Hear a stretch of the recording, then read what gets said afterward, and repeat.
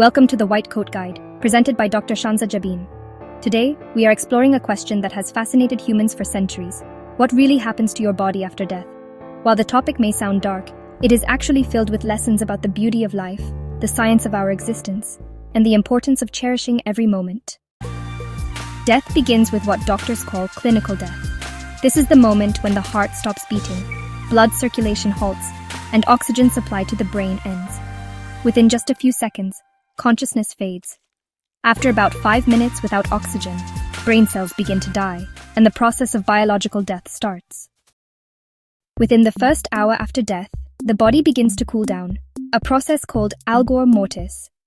Gravity pulls the blood toward the lower parts of the body, creating a purplish color on the skin, known as livor mortis.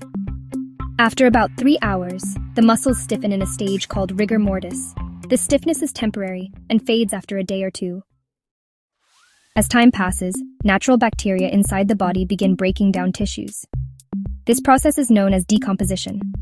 Within a week, noticeable changes occur, and over the following weeks, the body gradually returns to the earth. Nature has designed this cycle so that, nothing is wasted. Every element of the human body is recycled back into the environment. While science explains the physical journey after death, there is also a deeper message. Life is temporary, but its impact can be eternal. Our bodies may return to the soil, but our actions, kindness, and love continue to live on in the hearts of others. So, the science of death is not just about the end. It is also about the reminder to live fully, love deeply, and contribute positively while we are here. Life is fragile, yet powerful. And that's why, honestly, every moment matters. Thank you for watching the White Coat Guide. If you found this video meaningful, don't forget to like, share, and subscribe for more inspiring medical knowledge. Together, let's continue learning about life, health, and the wonders of the human body.